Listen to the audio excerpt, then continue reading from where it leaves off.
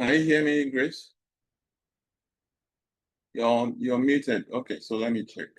I think I have this functionality so I'm going to unmute you because we don't want people to jump in during the session. So the settings is not to allow people to unmute themselves. So that's why. Okay. Yeah. I noticed you need to unmute. Good morning, sir. You can hear me clearly now, right? Yes, good morning, sir. Okay, good. So I think we're still waiting for Mark on the interview panel. We're waiting for Louisa. Louisa hasn't really confirmed, but I believe she's still going to join us. Okay, thank you. So Louisa is also a candidate, though. But if she joins, it will just be the question will be asked both between you and Louisa. All right, thank you.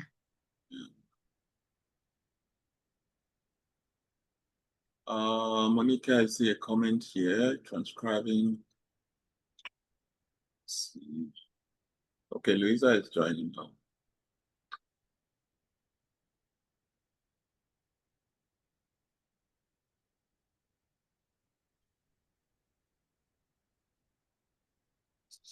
Okay, so we can start early. Hi, Louisa.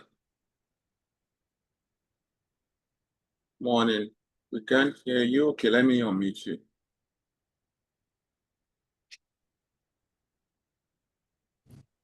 Good morning. How's your weekend? Busy. I'm still trying to settle down. I just moved a week ago into an apartment, so we have so much to try to figure out in town. Yeah, that's okay. Yeah, so I was just saying that I'm looking forward to you joining us. And hopefully the other folks also are able to join to observe. So what would happen is that it will be a closed session, closed in the sense that there won't be people jumping in or anything except for you guys and the guys on the interview panel. So we want to do it for just 1 hour, so we'll start as soon as possible just so we can round up. Be asking maybe 3 to 5 questions. So hopefully we're able to accommodate up to 5. I think 3 will be optimal so that we can give you feedback. On the Yes, and so that I can also go back to what it's like settling in. So much to do today. Yeah. So I'm sure you already got my message on what the interview format is. Yeah. Right? Yes, I did. Any question on that before we move forward? No, I'm fine. Okay, so basically it's just giving for each question that is asked to use the what format, yeah? What format to respond. Okay. Okay. Make sure that if you're talking about maybe the results, provide numbers. Okay. Doesn't have to be very, detailed numbers. You can just give highlights, Let's just see what the outcome was or what the results were in terms of measurable numbers. All right. Okay, so that answers any other question? No question from me. Okay. All right, so we have Mark here. Thanks, Mark, for joining. Let me unmute you. The other guys who are also here, you're just observing just to learn from this session. We're not going to be allowing anybody until we are done with the interview session. If you have questions, then during the session, something comes up and you're not able to talk, just type in the question so we can ask after the interview has been completed. So we have the hopes of using just 45 minutes. So the remaining 15 minutes, maybe we can use it with the guys who have questions, right? So welcome, Grace, Louisa, Adela, and Mark. Adela and Mark are both on the interview panel, while Grace and Louisa are the interviewing candidates for the role of a buyer. Like I always tell people who join this session, it's a conditioning that helps you so that when you go for another interview, you are confident. And not only that, that you have been in that space where you understand what is expected, you also know how to manage your nervousness. That is what we hope you to be able to achieve today, and that you are able to answer these questions in a way that it's not like you're talking to yourself, but you are communicating with people who can really understand what you're saying as if they were there with you when you had those experiences, in order for you to be able to make that conviction. So we'll start with introduction. We start with Mark, Adela, and then we go over to the candidates. Brief introduction, and then we can start the session. Thanks. Okay, thank you very much, Abiodun. My name is Mark Imokaro. I work with Red River College Polytechnic in strategic sourcing. My background is Coca-Cola Hellenic and Unilever, been in the supply chain industry for almost 20 years now, procurement specifically for just over a decade. So, yeah. Awesome. Over to you, Adela. Supply chain industry guy. Oh, I don't know. Okay, so because you didn't show your face on time. All right. Hi, everyone. My name is Adela Enrique. I have the Supply Chain Industry Network ID because I so happen to be the one incredibly fortunate to be handling the ASCM Supply Chain Procurement Certificate. I've been in procurement and supply chain for over 15 years with experience as a buyer. That was where my procurement experience started.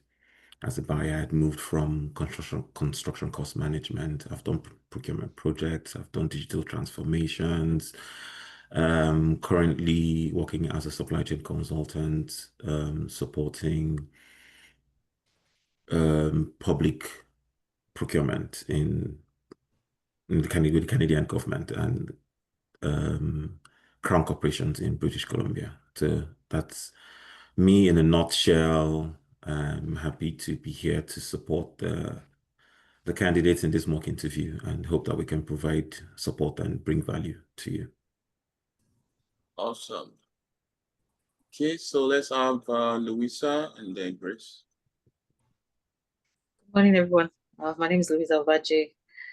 I've done procurement for about a decade now. Yeah, I worked at the Access Bank doing branded procurement, and then worked for Amcon, Asset Management Corporation of Nigeria, as a buyer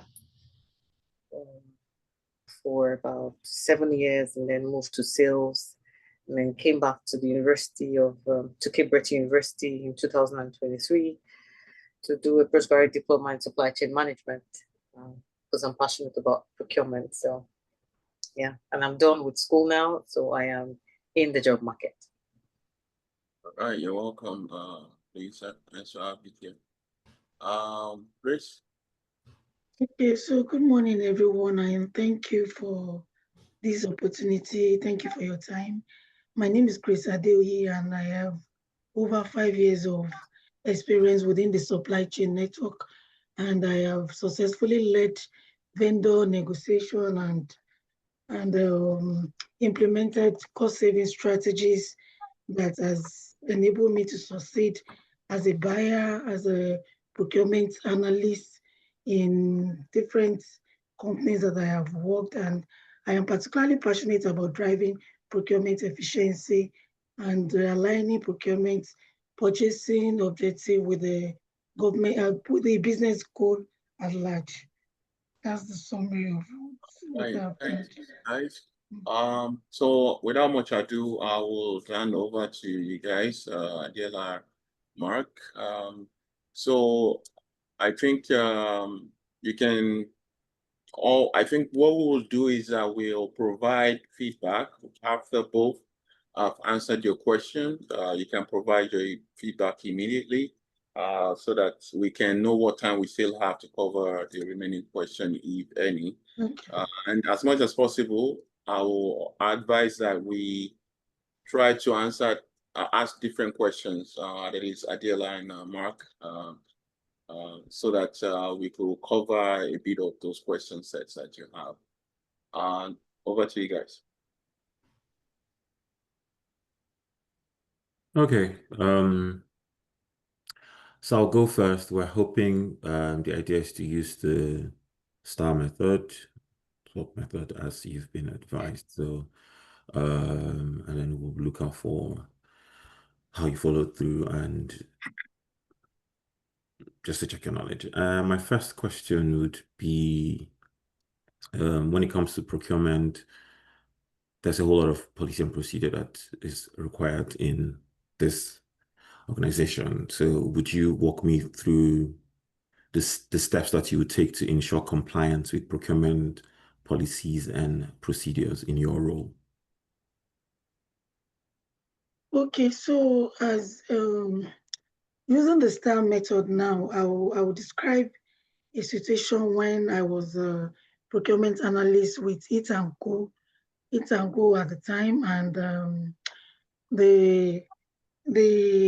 my role was to ensure that my task was to ensure that the situation was that I was the procurement analyst with Eat and Co, and I was saddled with responsibility of procuring all the raw materials that the company will be needing for successful production at the time, and to ensure that all of the contracts and procurement processes align with the company policy.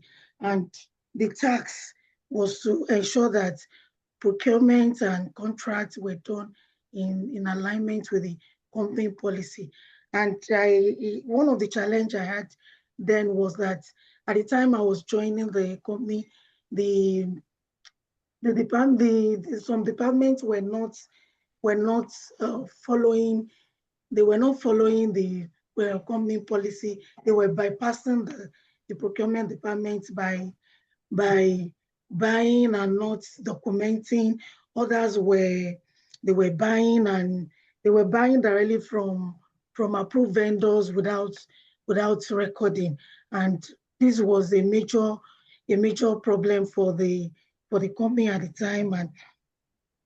And what I did, I will go to the action I took at the time. What I did was to put in place standard operating procedure that will ensure that the purchasing procedures were followed before any purchasing was done.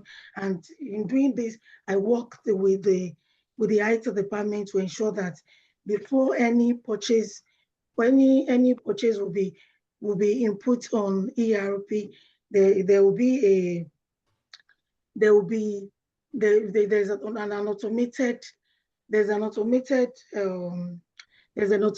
that comes in to let you know that any spend that's not going through the proper approval will be flagged by the ERP system at the time. And I also ensure that there will be need to raise PO for every purchase that is not going through that is not going through the required policy. And the result was that the compliance across departments was increased by over 30% at the time. Thank you.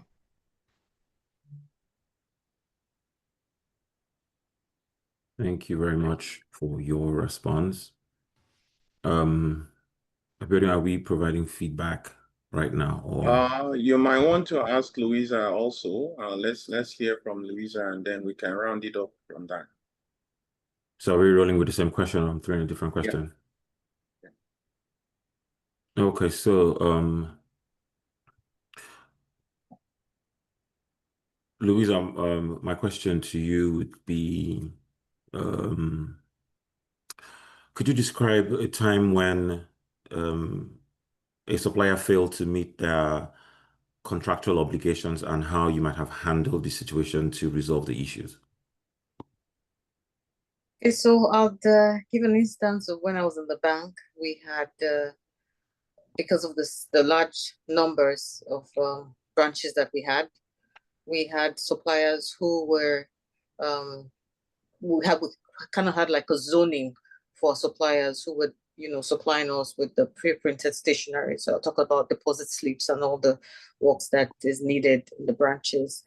And so we had a supplier for the North who wasn't forthcoming. And we had challenges. We had a series of delays, in producing or providing us with, making deliveries for the deposit slips and all the banking documents that we needed at the time. And so we had monitored it over a period of time and putting down all of the instances where they failed to deliver us at when due. And so I think it had happened like 3 times. And so we had to call them to say, look, this is what is going on. We have noticed this, both formally and informally, and called for a meeting because we were having branches who did have deposit slip for customers when they walked in, and that was a real bad signal for us. And so we called in the supplier, had our meetings with them, found out what the issues were, and we were able to resolve the issues, narrowing it down to paper supply. They had issues with paper supply in that part of the country as at the time. And once we were able to identify what their challenges were, we also worked with them in ensuring that they found a solution for alternative supply for their own, production, to ensure that we didn't, be at the receiving end at the end of the day. So we're able to work with them and then had an agreement, of course, also reiterating what the KPIs were, what was expected of them as suppliers, and what the repercussions would be if there was failure to comply. We were able to, we made quite a significant improvement in their deliveries, and we were back on track. And of course, it also helped us consolidate our relationship with them because they knew that we were supporting them in their business as well. Yeah. So it was a win-win at the end of the day. All right. Thank you very much for your response. Okay, so we can provide feedback now. We heard from Grace. I think the question was from a compliance perspective. Yeah. Whereas I think Louisa's is a little bit different, but still on compliance. All right. So over to you guys. Okay, Adela, you want to give your feedback first, or? I was going to ask if you wanted to give feedback on the questions that I gave because I scribbled a few things. No problem. All right. So my first feedback would be to Grace. Very good answers. I also like the fact that you took the initiative to answer the question, even though you were not called to answer the questions. Like it just crossed my mind when the questions came out. Like we didn't direct it to any one of you specifically. So that tells me that you are a confident person. So, and that confidence is very important when it comes to interview situations. Okay. The other thing is you were also confident in providing your answers, right? Which is also a good thing. Where I think you can improve would be in being concise. So the question was, how do you ensure compliance? So you brought out some things that if I were to answer that question, I would say where I was. So I was in this company, this was my role. And the situation was that there were purchases being made without a PO, which was not in compliance with the company policy. At the time, when we checked the record, we had about 10,000 purchases that are transactions based on reports from finance that had gone on without a purchase order. Then you go to the action you took, right? One action could have been like creating more awareness, also outlining the risk to the company if you did transactions without a purchase order, which is essentially without a contract, more or less, and then building that relationship with your internal stakeholders and making it kind of seamless. So that is where you are now showing your value. First of all, you're talking about a good appreciation of the problem. You're also showing that you're someone who knows how to take initiative, okay, in fixing a solution. And you're also showing your knowledge of risk, right? Business risk, okay? And then your action, the action that you took in engaging them and communicating and showing them how you can help them to comply. Because one of the reasons why people don't comply is they think either procurement is too slow or maybe they already have somebody that can do it. But then you show them the advantage of that, you know, taking it a bit further, okay? And you now close it by showing the result, referring back to your number. So when you came in, the problem was you had transactions of up to 10,000. Now in an interview, you can give a random number, okay? But it should be something that you are able to defend. Now that when you completed your solution, you had transactions of about, out of 10,000, 8,000 were compliant, or 4,000, okay? You give that number. So that was your outcome. So that's my feedback on that one. Then if you have any questions, you can note them down. For Louisa, your question was about, I just summarized it as managing supply failure, right? You showed a very good understanding of what the problem was, okay? I read between the lines some things that you could have said, but the first thing, which is a positive one, is you knew what was going on. Not every buyer or procurement person would know that. So that's a good thing. Then you also engaged the supplier. Okay, you didn't just see, oh, there's a problem, and you implemented a solution. There was engagement, so you spoke to that. So it also shows that you understand what supplier engagement is. Now, the things that you could have also mentioned was to highlight your knowledge of the risk to the business if that situation continued. Okay? Sorry, just give me a second.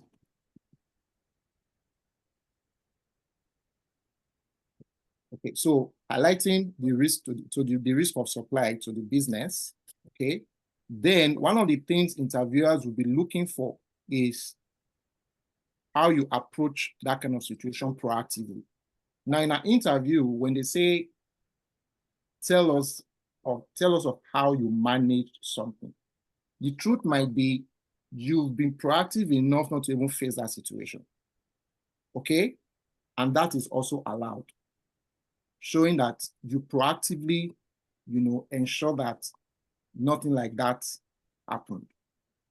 So it's two ways. So the first way is the answers you provided, but what you can also do better is to say, so when you ended it, you put a clause in the contract, for example, okay?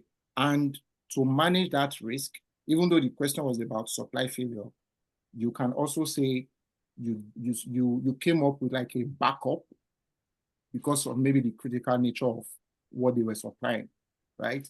You had a backup supplier to address that issue. And the main supplier was aware of that. So that kind of threw, some level of competitiveness into it. And that's one proactive way to deal with it.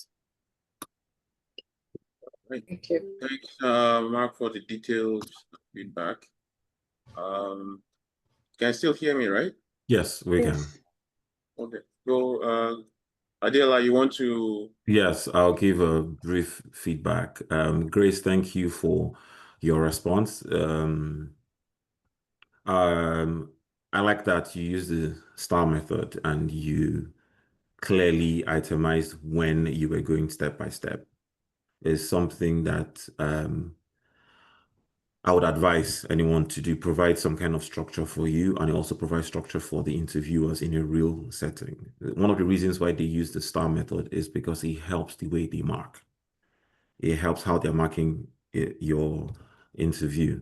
So my first suggestion would be to both of you, never really rush to respond. You're allowed to take a few moments to think, to pen something down, to write your star and say, this is what I'm creating as my situation. So it's concise.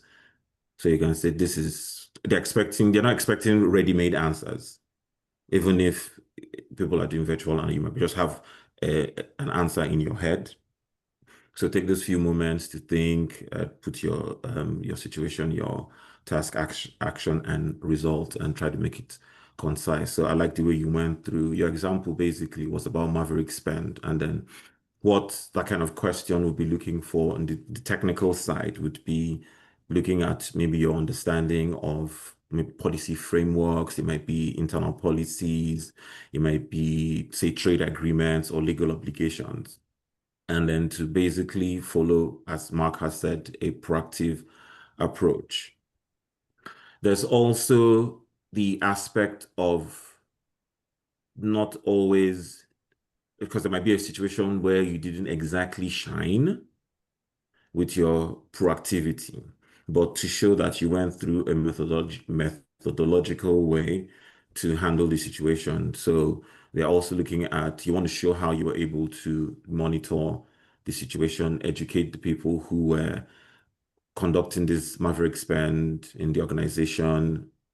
And then I like the way you infused the use of the ERP. You mentioned the ERP, even if you didn't exactly structure it well on the technical side, which I'm not particularly going to be scoring you on, but the structure that you went through, I found it impressive for, I mean, first time panel, public interview, you didn't do too terribly. So in those kinds of questions, you want to structure this. So these are the things basically I'm looking for. What is the familiarization with the system?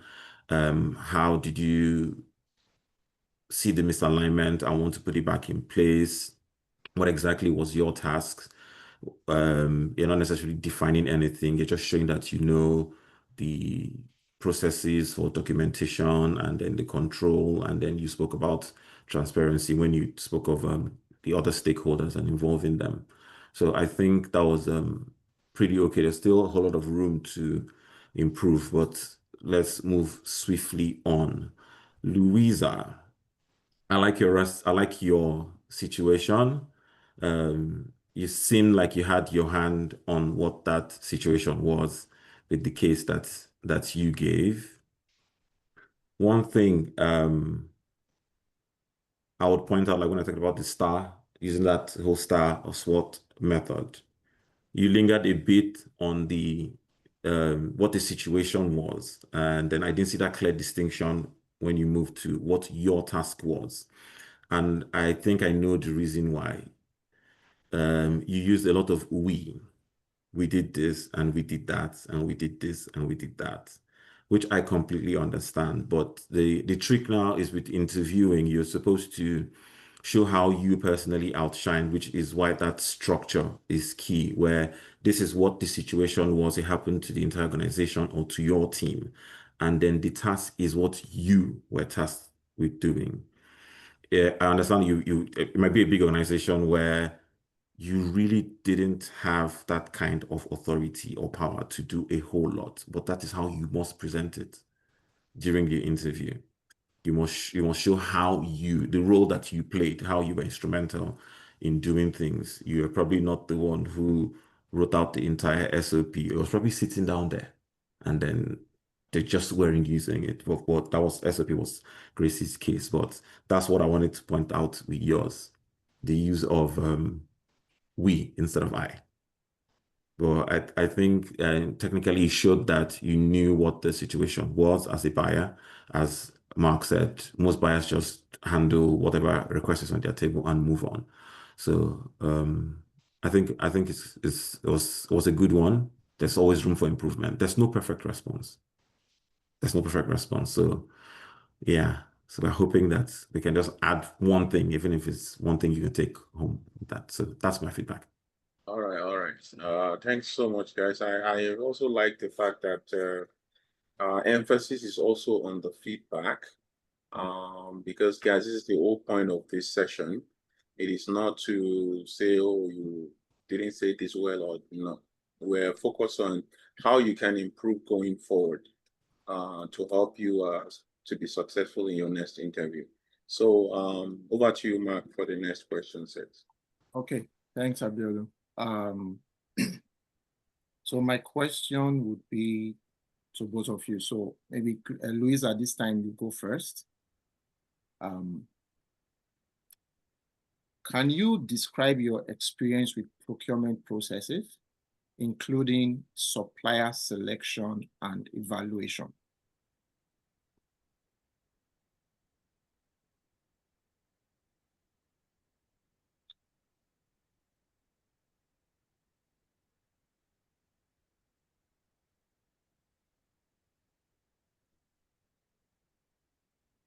Okay. Gonna start with, I'm gonna give an instance of when we had to buy some promotional items, branded goods for the bank. And because the promotion cut across the country, we're looking at goods in millions, and it ranged across branded pens to, just tokens that could be given at the banking hall to customers when they come across. And so we're looking about buying about 10 million worth of branded items, and that came to about, I think at the time it cost us about 60 million naira in terms of value. And so we had to do a vendor selection. The bank had, at the time, had a pool of vendors that we're working with. I was working with vendors that were categorized into, the big end vendors, the middle end vendors. And so for some of the items, I had to specifically look at vendors who had capacity within that range to handle that kind of expense. And so I did an RFQ for vendors, because some of the items were pretty standardized. For instance, the branded pens, they were standardized. Did an RFP to these vendors, an RFQ to the vendors. They came in with their designs and their costing, and went through the tender process, carried out an evaluation on their tenders, basically based on cost, because these items were pretty much standard, and almost any of the vendors could provide them. But we also had the branding aspect of it. And so we selected the vendors that fell within that category, looked at their RFQs, evaluated based on cost and time of response time, how quickly these vendors were able to bring in those items into the country. I mean, they were being imported. And based on that, we selected, I went through the documentation, selected based on cost and previous performance. And sorry, there are two folds to the question you had asked me. You'd asked me on supplier selection and evaluation. Right. So for the supply selection, based on price, I selected a vendor who could meet up. And I'm sorry, I'm mixing things up here, so forgive me. Do you need me to clarify? Yes, please. Yes, please. So what I want to know is your experience when it comes to procurement processes, including supplier selection and evaluation. So it's procurement processes, including supplier selection and evaluation. Okay, so for the procurement process, would have a requisition from the department. As at the time I was working with the corporate communications department. And so they would send in their request, what they were looking at, the activities for the period, what they were looking to buy, and so that I could project, that will help me in putting my timing and cost as well into going through with the procurement process. And I would then raise an approval, get an approval for this procurement, of course, going through the approving authorities of the organization, get a sign off, and then begin to engage vendors so get a pre-approval to go into the process, and then get vendors to come on board. They sent out the RFQs, they provided their responses, and based on that, I evaluated the vendors that had participated in the process. Based on price, I carried out that selection because for that particular branded item, it was what almost anybody could provide. The tweak to it was that there was a particular branding we needed. And so I'm getting stuck here. Forgive me. It's fine. So here's what That's we'll fine. do. Here's what we'll do. Take your time, think through it. We'll let Grace answer the question, and then we'll see if we need to come back to you or just provide feedback on the responses. Okay. Okay, so thank you once again. The feedback had helped me to put up my answers in a more structured way. Thank you. So I have a situation when I was with Eat&Co as a procurement assistant. And in this role, I was responsible for assisting the buyers and senior buyers in procurement of all goods and raw materials that helps in the essential running of the operation. And in this role, I helped in initiating purchase requests, and after approval is given, I raise the purchase order, I track order, and I also, after tracking the order, I engage suppliers to ensure that they are meeting up contract terms and they are in alignment with the terms that they were given. And the challenge at the time was that the challenge at the time was that we had multiple suppliers and they were not consistent with delivery timeliness. And what I did, am I not mixing this up? Okay, so I was dealing with inconsistencies because I have multiple suppliers, and my task at the time was to work collaboratively with the buyers and the senior buyers to ensure that the procurement process was followed. And what I did was to assist them in putting up a scorecard which helped us to evaluate suppliers, in helping us to evaluate suppliers with the metrics. And we have scorecard. We have a scorecard like we're measuring suppliers in terms of their quality delivery, timely delivery, the cost, and their responsiveness. And I also assisted buyers and senior buyers in participating in refining the selection process by participating in RFQ, the request for quotation review, and supporting the procurement team in also performing due diligence before contract is awarded to new suppliers. And the results we observed here was that suppliers' reliability was increased by over 30%. And like I didn't mention that earlier before we did this, supplier reliability was on 10%, and this improved to 30%. And we're also able to shorten the procurement cycle, and stakeholder satisfaction was also improved, and the department receive supplies at the needed time too.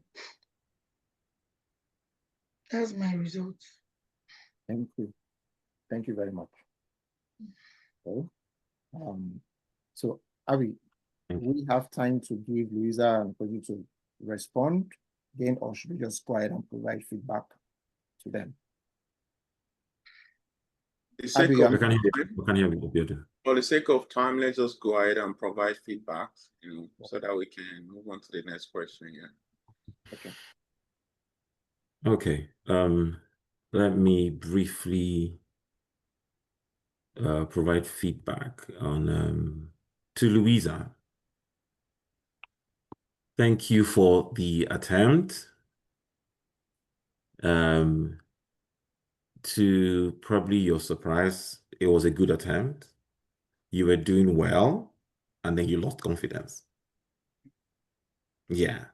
So I was looking out for, the question was basically your experience on procurement processes, which typically would involve supply selection and evaluation. So the question probably threw you off board, but they said, describe your experience with procurement processes, including, so just make sure you mention that. That's what the question asked for.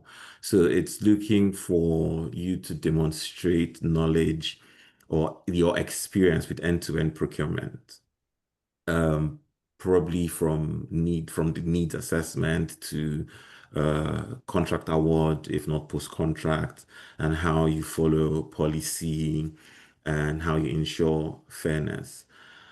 One thing with interview questions, I would say, is that not every question would perfectly have a star response. So if you are confused, ask questions. Yeah, so that's why that short moment where you take to do what is the situation and the task, and it doesn't seem to be falling into place because you've said, describe your experience with procurement processes. If your company has procurement processes, you're not recreating a new one. You're just telling us what your experience was with it. So you're telling us a story. So the idea is storytelling, which you already do. Just tell us how you've gone through one. You don't, in this particular case, you don't necessarily have to be the star girl, just say what you have done to show that you know the process according to what, you got to where you were selecting following price, I'm assuming lowest bidder. And then you said, I'm confused. I'm like, you're doing well, keep going. So my feedback would be about your confidence. Just keep going. The idea, pardon my French, is to just bullshit your way through to the end. So you're probably struggling with giving the perfect response. Just go to a real example that you know of your procurement process and run through it. Worst case, you will miss supplier selection and evaluation, but you've given them everything. It shows that you know that end-to-end thing. You've mentioned the supplier selection because you mentioned cost. That's how you used to select. You had mentioned your RFQs. And it's simple. Most companies don't select based on quality or the value that they bring. They just go with lowest bidder. You mentioned those value-added things like how you work with stakeholders. You don't necessarily need to justify why your decision was made. The company has said, we're going to be lowest bidder. Then you could speak on things like post-award. This is how you probably just manage the supplier relationship, something like that. So my feedback to you, it would be to just have more confidence to show that experience that you already have. Yes, even if you think you are confused, you could say, am I missing something in the question? Just so, buy a few moments to think while they're telling you, yes, we said, supply evaluation, and then you keep going. Even if you can't, just run through it to the end. So that's that. It's okay to have the nerves. It's fine. Yeah. So that's my feedback. To Grace, I like your structure. You went step by step with what you did. And as you started, you said you were giving us, using the feedback that we had just given to you. So you had shown the same, yet it improved with regards the structure, which was was good enough. Do not always rush through, so that we can understand. Yes, don't rush through to the end. Speaking personally, I've been in situations where, of course, you have the nerves, and they asked me a question that I had answered several times, so it was easy for me to respond. And I went step by step by step by step by step, and I finished my question. And there was almost 30 seconds of silence because I had more time to speak. Yeah, so it was an awkward moment. So that's my feedback to you. Don't always rush. Just go step by step to show I know what I am talking about, kind of thing. Yeah, so that way you could also see where this is what the situation is. But here you're thinking, what's the situation? There's no real situation. We're saying, tell us your experience with procurement processes. What really is the situation? So you could say, oh, this is how this is done here. It's just, yeah, defining what the procurement scope is. That would be the situation. And then your experience was I was the buyer I was the person who was working with senior buyers. That now is your task. So it's not particularly a problem you were solving. It's just you relating your experience. So there's a what I call it, a skill with storytelling, which I think this particular question would be demanding. So that's my feedback. Over to you, Mark. Yeah. Thank you, Adela. For the sake of time, I'll try to be brief. Louisa, the question was your experience, not how it should be. You were trying to make it how it should be, okay? So the interviewer wants to know about your experience and try to see, do you even understand if there is a process? Not every organization follows a process. That is the reality. So this interviewer wants to know if you currently follow a process. And then you tell that story. This is a process I followed. And not every process will be the same. Not everybody goes around 7 or I think it's 14 these days procurement cycle. Not every purchasing goes through all of that. Okay, so be confident in your own experience. This is what I did. Own it and talk through it. Pick one transaction as an example that you handled, one purchasing project that you handled. It could be the $60 million project that you talked about. It could be 200,000, but you follow the process. And my process was, I got a requisition.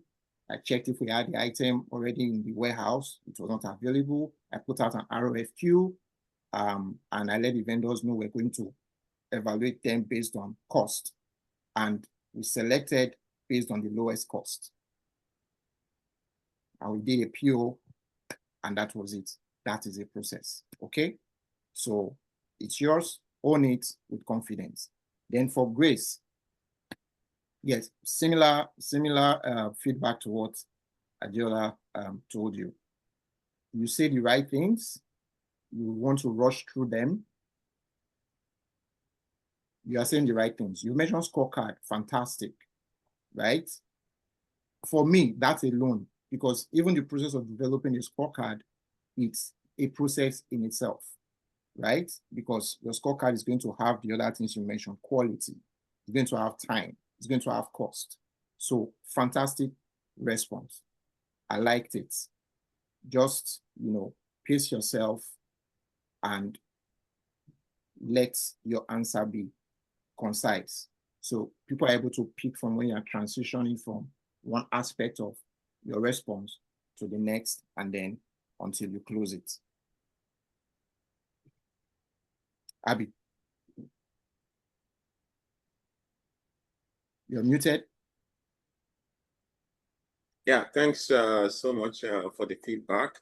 And I hope we can move to the last question set here so that we can have some time. Although we have only just one question from the audience so far, so we can leverage on that, to answer, the third questions. I mean, to ask the third questions of the candidates.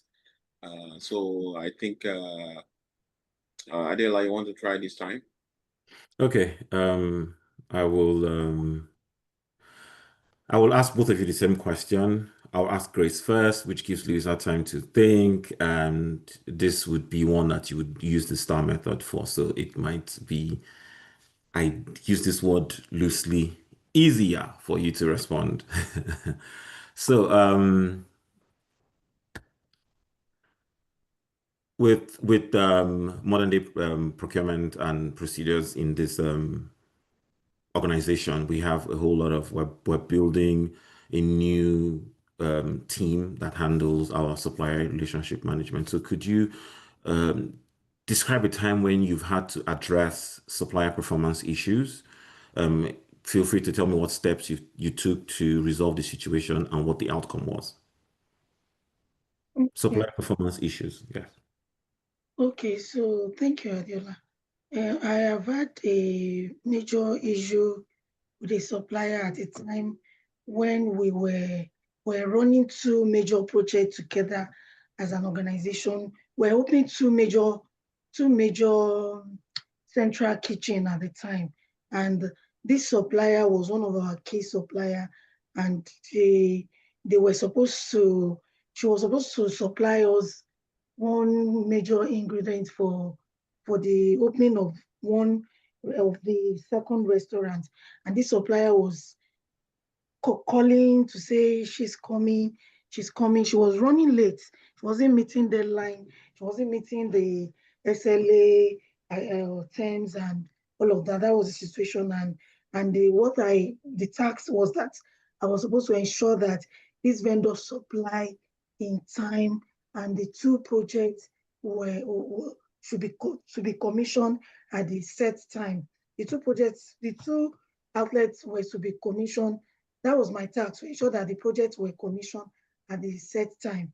And the action I took was to communicate with internal stakeholders, the production team, the project managers, met with them and understood the functional requirements for the project.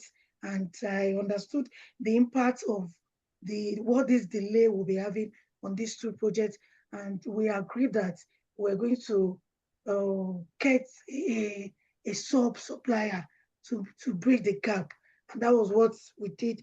I quickly set out an RFQ, and we got several suppliers to bid, and we got a supplier to quickly bridge the gap. And I also initiated a meeting with this key supplier to understand what the issues were after we had calling the supplier which had brought in samples, and the samples had been tested by the quality department, certified okay. This was able to bridge the gap so that the project will be delivered in time. And I initiated a meeting with this key supplier to understand what the problem was. And at the meeting, I understood that it was a communication gap. The key supplier took the business as took us for granted, and they weren't communicating their problems to us. And at the meeting, I highlighted some of what the impact of this delay will be having on the opening of the two projects, and highlighted the impact to the supplier, and the supplier apologized, and we both agreed on a corrective plan that the supplier will have to put in place to ensure that this will not happen again. And the supplier also promised that they will be supplying after the sub vendor had bridged the gap. And after putting up the corrective plan, the result was that we're not the two projects were able to launch the two projects at the set time, and the supplier relationship there wasn't any strain on the relationship. We're able to maintain the relationship, and after using the supplier, the old suppliers too came in and supplied, and the relationship was still maintained, and the project too were delivered at the same time. I hope I've been able to to do well this time. Thank you, Adeola. To convince and not confuse us. Louisa, the same question to you. How do you handle supplier performance issues? Can you provide an example? Don't forget to unmute yourself. Okay. Yes. Okay, thank you. I'm going to talk about an instance where we were trying to get, we're doing security printing in the bank. And so we're looking for vendors that could handle the printing of checks. And so there was a vendor as at the time that was like rated like the #1 in the country. And so we engaged him. However, he wasn't delivering to us as at when due. We had a series of meetings with him, but he was still unable to. So we said, look, you need to do this. We need to find out what the issues are here. And eventually he opened up to say, look, he had too many demands. Bigger banks, I mean, not well, will I say, as at the time, bigger banks were giving him much more to do. And so he kind of like put us in the second place instead of, meeting up with our deadlines, kept giving excuses. We knew we had a challenge there. So we said, okay, you know what will happen? We looked at the challenge and said, look, we would scale up and give you much more of our business to do if you're able to meet up. And also for your reputation, take you to countries where we operate outside the country where we were, situated. And that was an opportunity for them to also shine. And so they picked it up and decided to, show us their capacity. And in the process, we had to collaborate with them too, because we found out that their factory was not able to do as much as we needed to take care of our needs while they were taking care of, the other businesses they had. And so we also invested in their businesses at the time, provide them with funding for additional machineries for them to buy. And that helped them to scale up their capacity. Of course, the opportunity was that the end result was that we were able to get what we wanted because they were very good at their job. We were able to get our supplies made. We also became priority for the vendor at the end of the day. Thank you. Awesome. Thank you very much for your response. Somebody has gone from 0 to 100. Yeah, and that's the moment I was looking for, and I think you got there. Thank you very much. That's why she's smiling. She knows. Yeah. I'll let Mark go. I'll let Mark go first, and so that we can try to be brief and run through. Yeah.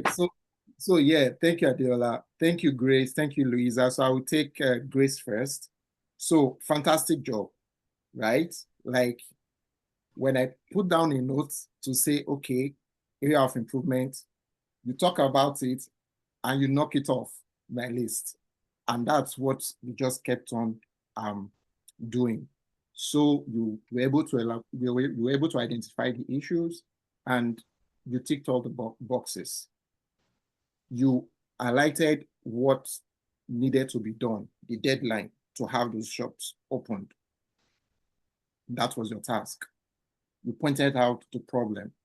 The supplier was not supplying. You were proactive in your solution, getting the backup supplier who performed. You engaged the supplier to understand their problems. You managed that relationship and both parties became better for it. That was a fantastic response. The only thing I would change might be the order in which you put them, but that's the most, like, you had everything covered in that response. So well done for that. For Louisa, also a fantastic response. Sorry, no, Grace was my first feedback was to Grace. Yeah. Oh, okay. Yeah. Then for Louisa, very concise. I probably would throw in some terms in there just to, make it look Spice it up. But other than that, Yeah, you actually went like really high level this time. The kind of terms I would have used. So first of all, you decided on a single sourcing strategy based on the reputation of the supplier. So I will throw in, so the interviewer will know, okay, this person knows what is single sourcing, what single sourcing is, in case we need to do it, and understands how to do that. Then understanding what was the root cause of the issue. You were deprioritized, basically. You understood that, and then you took action proactively to take yourself back to number one on the supplier's list. So you went into strategic collaboration, right? So you probably moved that supplier from your along the spectrum of your relationship model. That sort of, so those kind of jargons, basically, just to spice up your response. But yeah, good job. Okay, thank you, Mark. So now we seem to be scoring close to 100 on the star. That's the soft part that will go. I would focus more on your technical response. The thing is with interviews, sometimes they always come back for clarity to say, okay, let's get something right with what you said. Grace, you pointed out that the situation was was schedule adherence. You needed them to deliver on time. And then your task was to make sure that you were going to prevent delays, which was good. And then you moved to stakeholder engagement, but you spoke about speaking with internal stakeholders and not necessarily with the client. You went to internal stakeholders and you guys decided to start a new procurement process to find another supplier. You didn't tackle why is this contractor not delivering on time. However, Mark pointed it out that because I started noting that down, and then later on, you now mentioned how you had now gone back to the first person. Yeah, so I now went back in my voting to okay, so your task we've gone back to now speaking with them. So that structure, so you like he mentioned, you want to give reasons why the first line of action you guys took was to find subcontractors.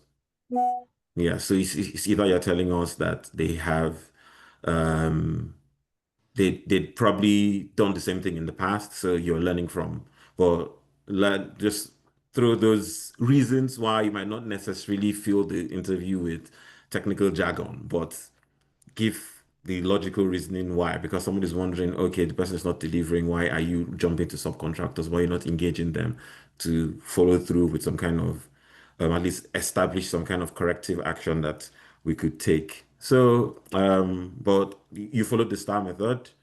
Even if you often went back to throw in something extra, which is good for clarity. So because I was wondering why, and then you later mentioned it.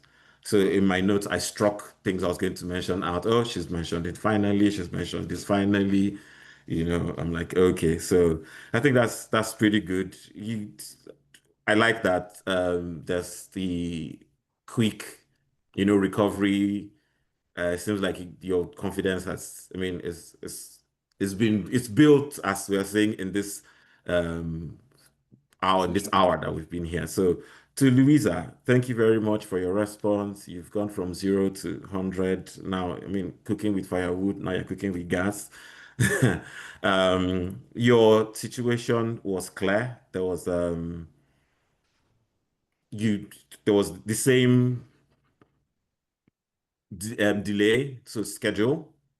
He wasn't the contractor wasn't delivering on time, or was showing that they were not going to, because I'm assuming it was some kind of blanket order to say every 3 months or something deliver. So those are the kind of things you want to throw in. We had the blanket order with this person, and then he was supposed to be bringing in a certain number of checkbooks every 60 days or when we ask, and then there are delays. But I like that it showed that whole proactive supplier performance monitoring that you did, and your task was to expedite. And the first thing that you did, which I really commend, was direct communications with the vendor to find out. But so typically, organizations would lead towards penalties if you're going to put them in a tight spot. If you deprioritize my own project, it's not my problem that you have too much on your plate. If you've agreed to these terms and conditions, so it's something you might have wanted to throw in there. So if you are not penalizing them, you might as well want to tell us the reason why you are increasing their scope for them to prioritize your project. Are they the only ones who can perform this particular service? So it's something you might want to throw in there. There's no other person who can mint and print checkbooks for us. It's just them. So the only way you could have that buy-in was to increase their scope so that they could prioritize your project. And that is why you can't penalize them or something like that. And nonetheless, your example showed a corrective action plan, which was good, and then the results. And then one thing I'll also say when we're throwing results, this is for both of you, is they will typically say give numerics, say it increased by 60%, but you do that at the risk of your interview asking you how you measured 60%, 30% improvement in supplier performance. Some of those things that are not very clear on how you achieved. So if you tell us that this is we went from 10% to 35%. How are these metrics how are they determined?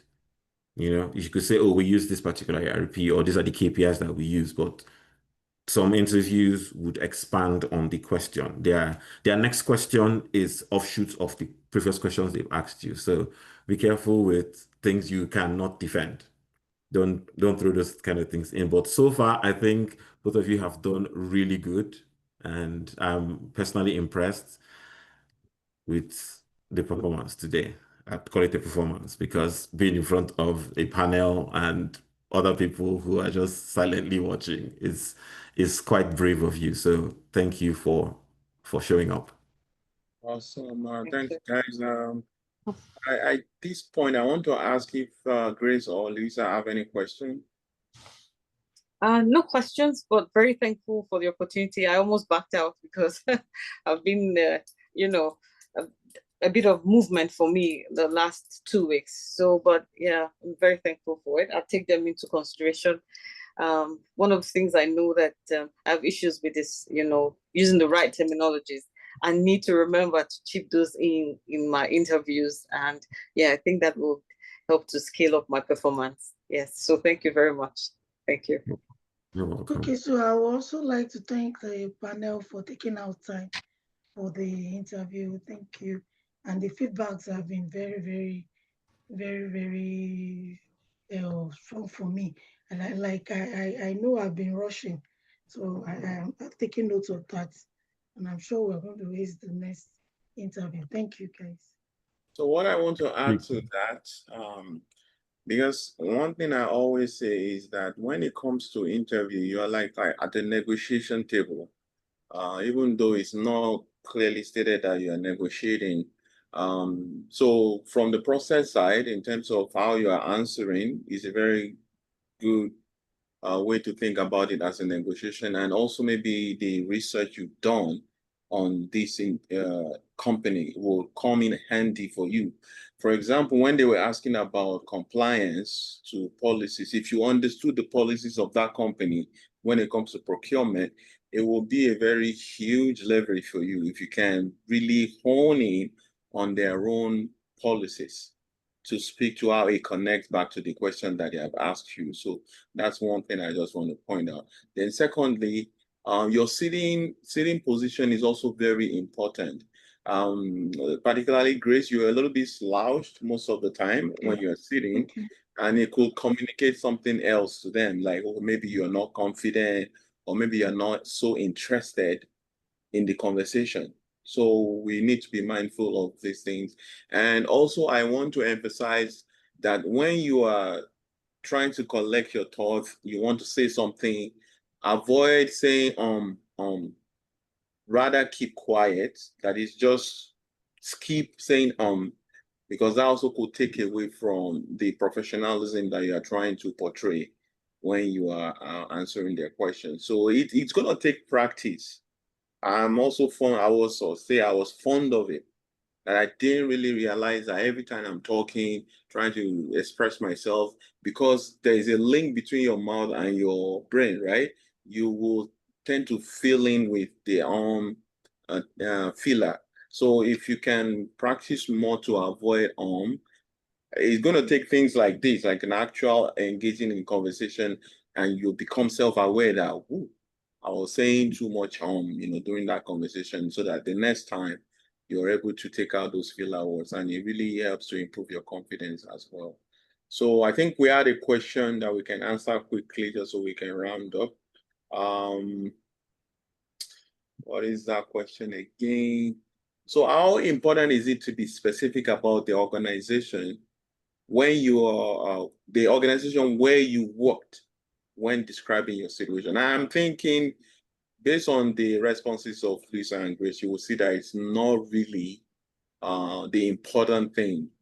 Really, the important thing is if you use the star format, it's basically the situation you were dealing with. And this is one thing that a lot of us are struggling with when we are trying to write our experiences in our resume. We use languages that they don't understand in Canada. And it tends to also take away from what you are communicating when you start mentioning Dangote or anything like that, or like they don't, even though we know Dangote is richest black, but they still in Canada, when it comes to Canada, they can't really connect with a lot of these things. So as much as possible, those things are not really necessary, as much as the situation you're describing and how you can really articulate yourself to make them understand what you are putting out. And I'm sure Mark and Adela were able to speak to that a lot, given the feedback that they have provided. So I don't know if there's any other question. I saw people asking for the video recording. Yeah, go to the YouTube that I posted there. You will see a lot of other recordings that we've done in the past. Please, I really love this for myself. Okay, so on here we can have that conversation. So anybody who wants to have conversation about how they can gain access to this type of support, we do it every third week of the month. So the next one will be next month. And I think the planning of this one has been in the making for some time. But eventually we made it happen. So I really want to thank everybody who joined us today. I don't want to take any more of your time. I put in a link there. You can use to schedule a 15 minutes phone call where we can have further conversation, maybe that is specific to your own situation or your career journey. Thanks everybody for joining. I see Nkechi, Abraham, Ray, Bosse, Monica, Benjamin, and Oyejoke, right? So nice having you guys here today. Next week, we'll probably be talking about professional development. I'm still kind of working on that, or we can just go back to the job search roadmap. Last time we had something about LinkedIn, and hopefully next time we'll talk about networking.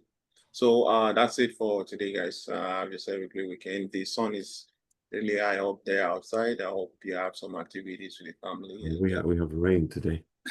Rain, okay, yeah. Yep, I guess it's raining all night. Still raining. that's a BC weather for this for this period. Eh? Okay then, guys. Thanks, and have a great weekend. All right. All right. Thank you. Hi, everyone. All right.